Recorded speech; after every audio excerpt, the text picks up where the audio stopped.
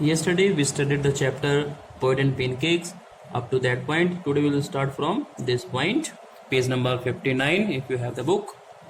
In all instances of frustration, you will always find the anger directed towards a single person, openly or covertly, and this man of the makeup department was convinced that all his woes, ignominy and neglect were due to कौतमंगलम Subbu.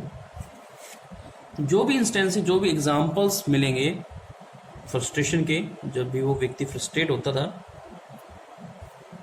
तो आप पाएंगे you will find the anger directed. जो उसका anger होता था, जो गुस्सा था, उसकी डायरेक्शन एक ही व्यक्ति की तरफ होती थी। सिंगल पर्सन की हम बात कर रहे हैं। ओपनली या तो खुले रूप से कहता था या फिर कॉवर्डली, इन हाइडिंग वे, छिपे हुए, कॉवर्ड करके, हाइड करके वो कहता था। And this man of the makeup department was convinced that all is was. और ये मेकअप डिपार्टमेंट का जो व्यक्ति था, जो अशोक मित्रन था, वो इस बात से कन्विंस था, जो ऑफिस बॉय था वो कन्विंस था दैट ऑल हिज वॉज, कि उसकी जो सारी वोज हैं, ग्रीवेंसेस हैं, जो प्रॉब्लम्स हैं, इग्नोमिनी एंड निगलेक्ट, और जितनी भी इग्नोमिनी, उसे इग्नोर किया जाता है, इग्नोर कर दिया जाता है, ध्यान नहीं दिया जाता, उसे डार्कनेस में रहना पड़ा है, उस पर कोई ध्यान नहीं देता। एंड निगलेक्ट, या फिर उसे निगलेक्ट किया जाता है, अवॉइड किया जाता है, उस पर ध्यान नहीं दिया जाता है। दोनों का मीनिंग सेम है, ignominy and neglect. Were due to Kothamangalam Subbu, और उसका रीजन एक ही है, एक ही व्यक्ति है, वो था Kothamangalam Subbu. Kothamangalam Subbu was the number 2. Listen carefully. Subbu was number 2 at Gemini Studios. He couldn't have had to the form of have a more encouraging opening in films than our grown-up makeup boy had. तो यहाँ बताया गया कि सुब्बू को भी इतनी अच्छी opening नहीं मिली थी, या हम कहेंगे सुब्बू को भी सिर्फ इतनी ही एनकरेजिंग ओपनिंग मिली थी, स्टार्टिंग उसकी हुई थी करियर की, जितने कि हमारे मेकअप डिपार्टमेंट के ऑफिस बॉय की। On the contrary, he must have had a face more uncertain and difficult time. Contrary बात यह कि ऑफिस बॉय की बजाय कौतमंगलम सुब्बू को और ज्यादा प्रॉब्लम फेस करनी पड़ी थी। अनसर्टेन टाइम, डिफिकल्ट टाइम को फेस करना पड़ा था, मुश्किलों का सामना करना पड़ा था। For when he began his career, जिस समय उसने अपना करियर, अपना प्रोफेशन स्टार्ट किया, there were no formally establish film producing companies और स्टूडियोज। उस वक्त कोई फॉर्मली, कोई वेल इस्टेब्लिश्ड फर्म नहीं थी, फिल्म इंडस्ट्री नहीं थी, फिल्म प्रोड्यूसिंग कंपनीज नहीं थी, ना ही कोई ऑर्गेनाइज्ड स्टूडियोज थे। Even in the matter of education, यहां तक की बात करें एजुकेशन की, स्पेशली फॉर्मल एजुकेशन, और विशेष रूप से यहाँ कहेंगे पर्टिकुलरली फॉर्मल एजुकेशन, जो आपकी डिग्रीज से संबंधित है, क्लासरूम स्टडी से संबंधित है। Subbu couldn't have had an appreciable lead over our boy, यानी सुब्बू की ज़्यादा एप्रिशिएबल एजुकेशन नहीं थी, कोई लीड भी नहीं थी उसकी, जिसकी हम प्रशंसा करें कि बहुत ज़्यादा क्वालिफाइड था सुब्बू, बल्कि ऑफिस बॉय ही कहीं ना कहीं उससे ज़्यादा क्वालिफाइड था formally. But by virtue of being born a Brahmin, a virtue indeed. अब क्योंकि हमें वर्च्यू दिखाया गया, क्वालिटी, एक गुण दिखाया गया है, कि बात ये थी, उसकी पर्सनैलिटी विशेषता ये थी कि ही वॉज बोर्न ए ब्राह्मण, वो एक ब्राह्मण था, यानी ब्राह्मण परिवार में संबंधित था, जन्म हुआ था उसका। और ब्राह्मण परिवार में उस वक्त ब्राह्मण होना एक वर्च्यू ही था, एक गुण माना जाता था, क्वालिटी मानी जाती थी, उसे ऑस्पिशियस समझाता था। इंडिड, और वास्तव में एक वर्च्यू ही था, गुण ही था, क्वालिटी थी। He must have had exposure to more affluent situation, इसी कारण एक्सपोजर उसका हो पाया, वो अपने आप को एक्सपोज कर पाया, हाईलाइट कर पाया। टू मोर अफ्लुएंट सिचुएशन, ज़्यादा रिच, या अफ्लुएंट का मीनिंग हम रिच से लेंगे, और रिच भी situations, not a monetary matter. Situations की हम बात करें तो ज़्यादा अच्छी, ज़्यादा रिच सिचुएशन, ज़्यादा। Let me turn the page. Now at the page number 60, and people, ज़्यादा अफ्लुएंट लोगों से उसका फेस टू फेस हुआ, इनकाउंटर हुआ, ज़्यादा अपॉर्चुनिटी उसको मिल पाई. He had the ability to look cheerful at all times even after having had a hand in a flop film. उसमें एक क्वालिटी थी कि वो हमेशा चीयरफुल दिखाई देता था, खुश मिजाज था, चाहे किसी फ्लॉप फिल्म में ही उसका हैंड क्यों ना हो, उसकी असिस्टेंस क्यों ना हो, उसने उसमें हेल्प की हो और वो फिल्म फ्लॉप रही हो, तो इन सब चीज़ों के बावजूद ही ऑलवेज रिमेन चीयरफुल, खुश मिजाज रहता था. ही always had work for somebody, और उसके पास हमेशा काम होते थे औरों के लिए, किसी के लिए भी काम हो उसके पास हमेशा अवेलेबल था. He could never do things on his own, और वो कोई भी चीज़ अपने आप नहीं करता था. He was not in the habit of doing his work himself, but his sense of loyalty made him identify himself with his principle completely and turn his entire creativity to his principles advantage. उसे जो sense of loyalty थी, वो अपने मालिक के प्रति, अपने honour के प्रति, अपने बॉस के प्रति बहुत लॉयल था, और ये उसकी आइडेंटिफिकेशन थी. एक प्रकार से उसकी लॉयल्टी उसको आइडेंटिफाई करती थी विद हिज प्रिंसिपल, अपने प्रिंसिपल के साथ में.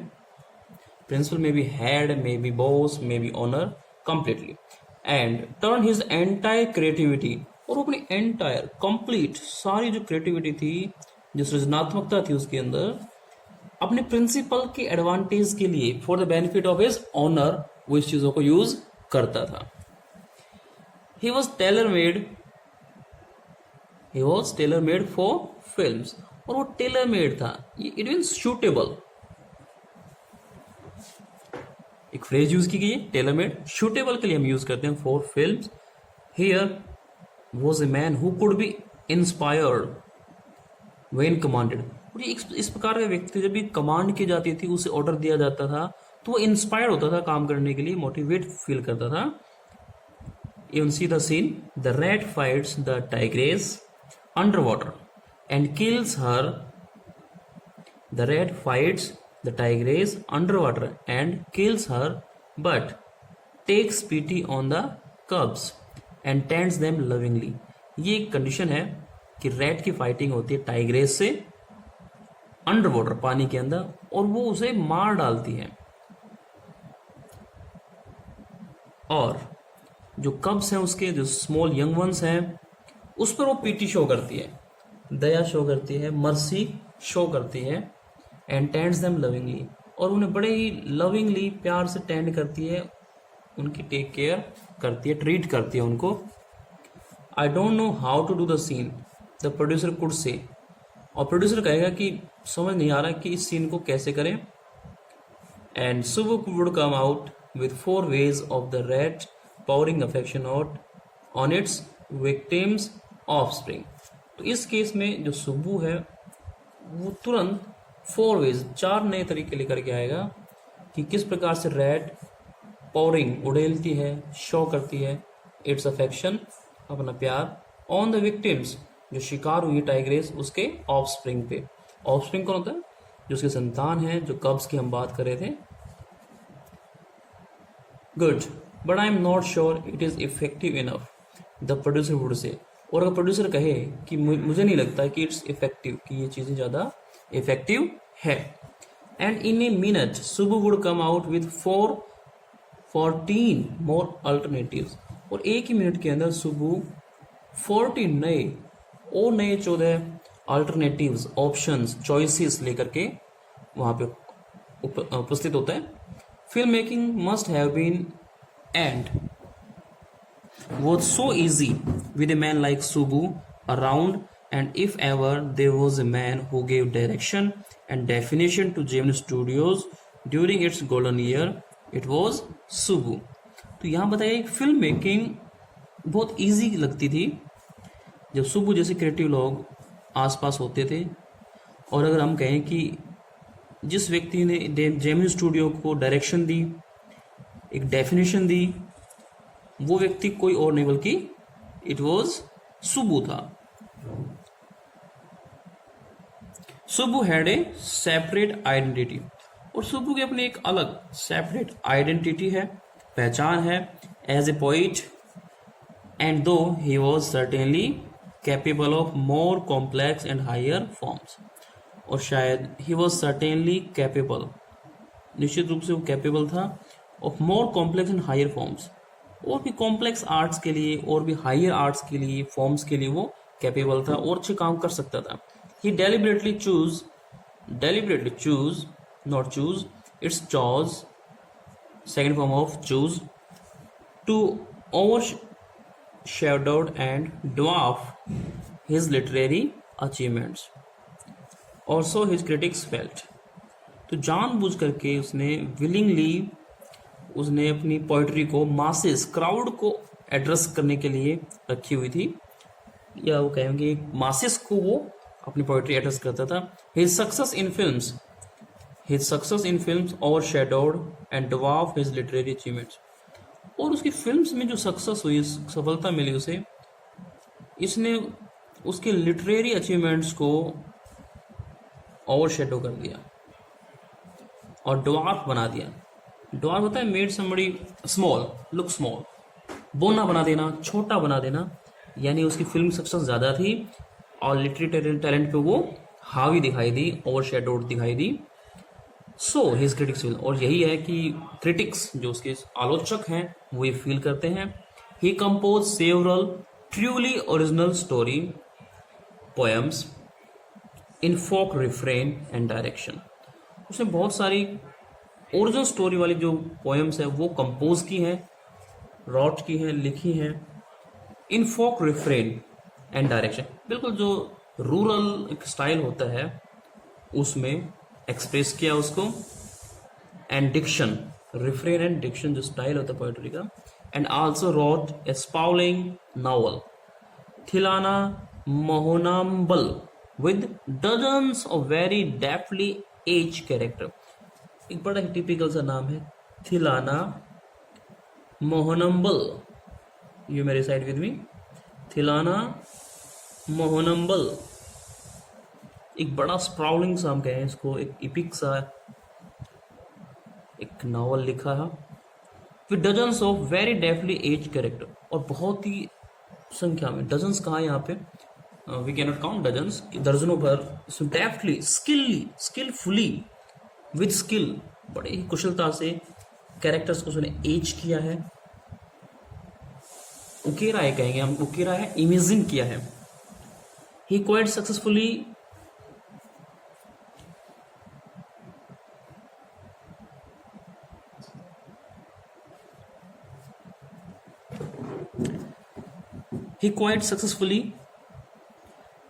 recreated the mood and manners of the Devdasis of the early 20th century. और बड़े ही अच्छे ढंग से उसने अर्ली 20th सेंचुरी में जो मूड था और मैनर्स थे देवदासीज का, उसको रिक्रिएट किया है, पुनर्निर्माण किया एक तरह से. ही वॉज एन अमेजिंग एक्टर, और वो एक जबरदस्त एक्टर था, वंडरफुल एक्टर हम कहेंगे. He never aspire to the lead roles, उसने कभी एस्पायर नहीं किया, डिजायर नहीं की टू लीड रोल्स, कि उसे मुख्य रोल दिया जाए, मुख्य भूमिका में रखा जाए. But whatever subsidiary assistant to the lead role, और हम कहेंगे सहायक एक्टर के रूप में, अभिनेता के रूप में उसको रोल मिला. He played in any of the films, किसी फिल्म में उसने इसको प्रोड्यूस परफॉर्म किया, एग्जीक्यूट किया. He perform better than the supposed main player, और उसने इस रोल को इतना बेहतरीन ढंग से अभिनीत किया जितना कि जो सपोज्ड मेन प्लेयर था, मेन कैरेक्टर था, वो भी नहीं कर पाया.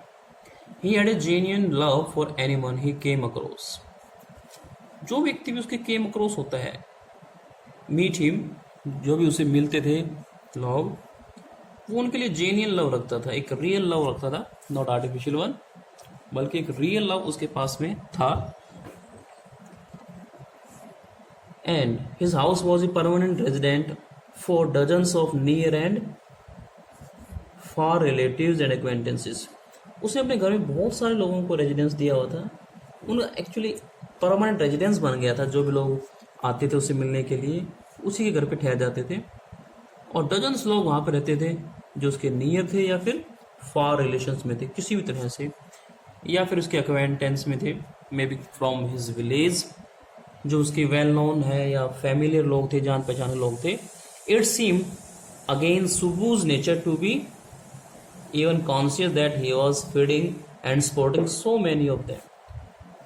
सुबू के माइंड में ये बात कभी आती भी नहीं थी, कभी इतना वो कॉन्शियस सीरियस हुआ ही नहीं कि वो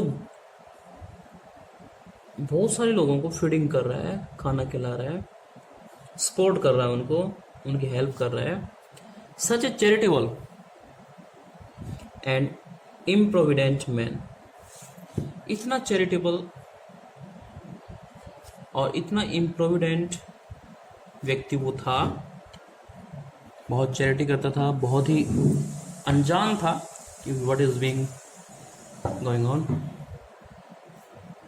man, and yet he had enemies. इतना चैरिटेबल, इतना सहायक व्यक्ति होने के बावजूद भी ही हैड एनिमीज, उसके बहुत सारे एनिमीज थे, दुश्मन थे। Was it because he seemed so close and intimate with the boss?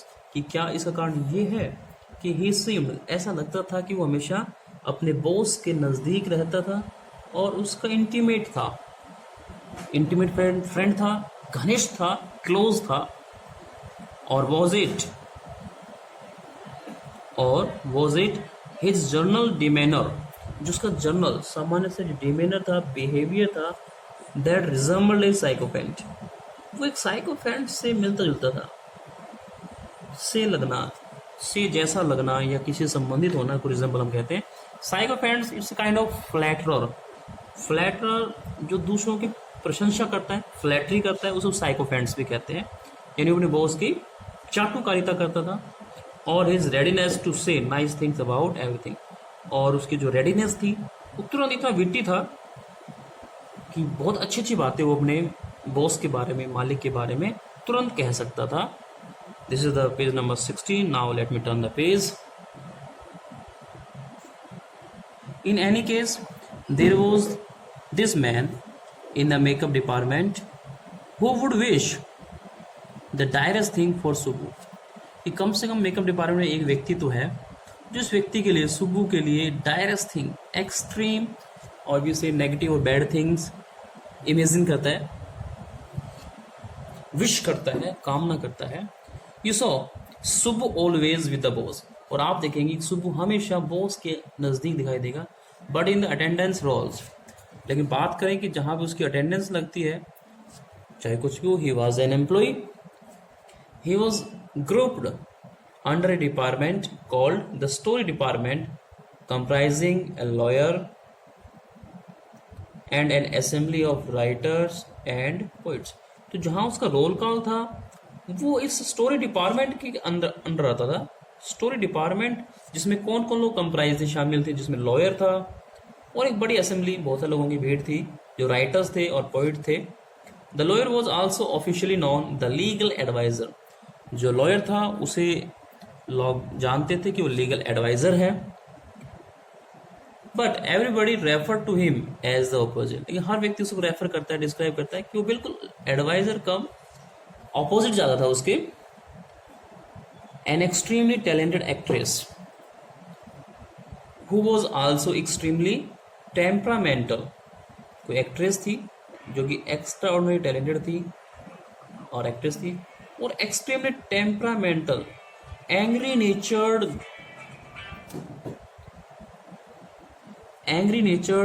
वो लेडी थी। Once blew over on the sets, और वो एक बार blew over, got angry on the set, जो सेट होता है फिल्म के लिए सेट लगाए जाते हैं। वाइल एवरीवन स्टूड स्टंट, जब सब लोग स्टंट खड़े हैं बिल्कुल सरप्राइज होकर के, without motion, the lawyer quietly switch on the recording equipment. जिस लॉयर ने क्वाइटली एक रिकॉर्डिंग इक्विपमेंट, एक टूल को स्विच ऑन कर दिया, चला दिया, ऑन किया। When the actress pose for breath, और जब ये एक्ट्रेस रुकती है, पोज लेती है फॉर ब्रीथ, सांस लेने के लिए, the lawyer said to her 1 minute please, and played back the recording. और उसने वो रिकॉर्डिंग वहाँ पे ऑन कर दी, दोबारा से चलाई.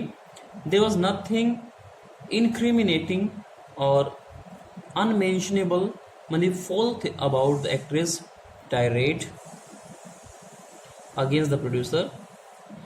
हालांकि उसमें ऐसे कुछ भी चीज़ नहीं बोली थी उसने जो क्रिमिनेटिंग हो या ऐसी चीज़ जो अनमेंशनेबल हो, फाउल हो, खराब हो, बैड थिंग, जिसमें अब्यूजिंग वर्ड्स हो, ऐसा कुछ भी नहीं था.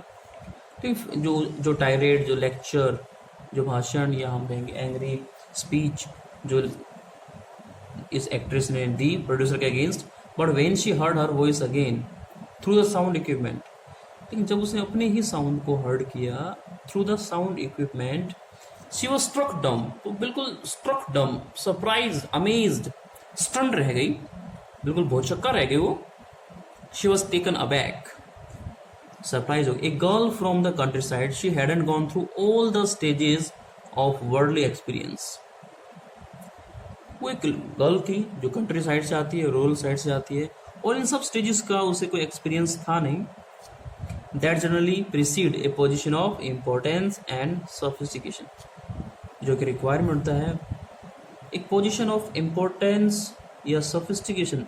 सिविलाइज बनने के लिए, बड़ा बनने से पहले आपको कुछ जो एक्सपीरियंस लेने पड़ते हैं, फेस करने पड़ते हैं. She was quite ignorant about that, इन सब चीज़ों से वो इग्नोरेंट थी, अज्ञानी थी, उसे नहीं पता था.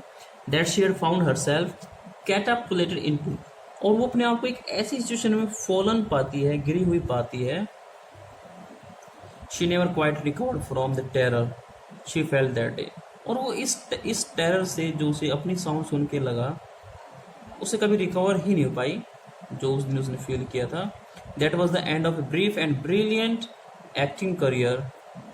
The legal adviser who was also that was the end of a brief and brilliant acting career, और ये उस एक्ट्रेस के लिए अपने करियर का एंड था, लास्ट डे था. The legal adviser who was also a member of the story department, ये लीगल एडवाइजर जो कि स्टोरी डिपार्टमेंट का एक मेंबर भी है, had unwittingly brought about the sad end, तो उसने unwittingly, ना चाहते हुए, unwillingly हम कहेंगे, उस एक्ट्रेस का करियर एंड कर दिया, जो कि सैड एंड हम कहेंगे.